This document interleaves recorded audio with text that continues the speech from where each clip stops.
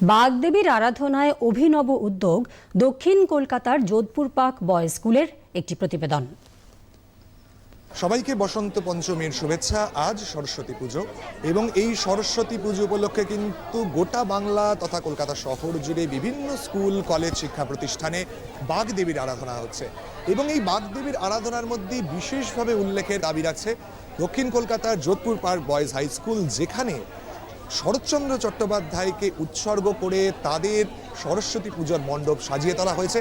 আমার ডান দিকে এবং বাঁ দিকে যে ছবিগুলো আপনারা দেখছেন সেগুলো যোধপুর পার্ক বয়েজ হাই স্কুলের যে ছাত্ররা, তারা কিন্তু নিজের হাতে শরৎচন্দ্রের বিভিন্ন উপন্যাসের যে চরিত্রগুলো রয়েছে সেই চরিত্রগুলো ফুটিয়ে তুলেছে।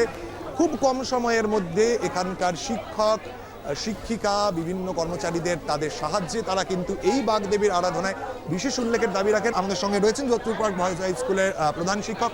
স্যার, শরৎচন্দ্র চট্টোপাধ্যায় বাংলা সাহিত্যের অন্যতম একজন ব্যক্তিত্ব এবং আজ সরস্বতী পুজোর এই উপলক্ষে শরৎচন্দ্র চট্টোপাধ্যায়ের উপন্যাসের কথা তুলে আনার কথা কেন মনে হয়?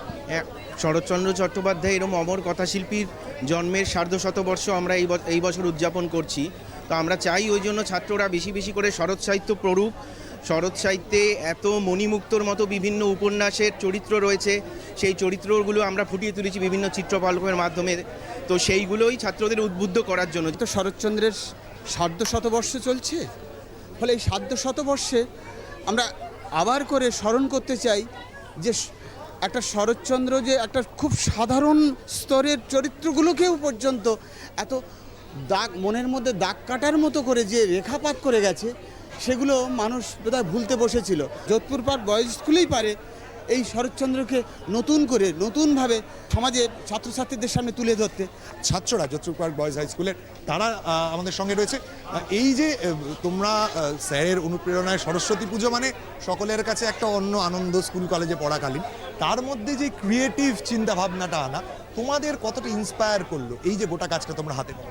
আমাদের ইন্সপায়ার করেছে, দেখুন আমাদের স্কুলে অনেক দিন ধরে বিভিন্ন রকম থিম হয়ে আসে, এবার সেই থিমগুলোতে আমরা অনেকেই পার্টিসিপেট করেছি এবং সেই থিমগুলো থেকে আমাদের মনে হচ্ছে পরেরবারটা আরও ভালো করবো, পরেরবারটা আরও ভালো করবো। আমাদের ইন্সপিরেশন হচ্ছে স্যারদের আর্টওয়ার্কগুলো এবং বিভিন্ন গল্প, শরৎচন্দ্রের বিভিন্ন গল্প আমরা পড়েছি, সেই গল্পগুলো থেকেই সিনারিওগুলোকে মাথার মধ্যে তৈরি করা। ক্যামেরায় হিমাংশু ও রাকিবের সঙ্গে জয়মাল্য দেশমুখ, দূরদর্শন সংবাদ, কলকাতা।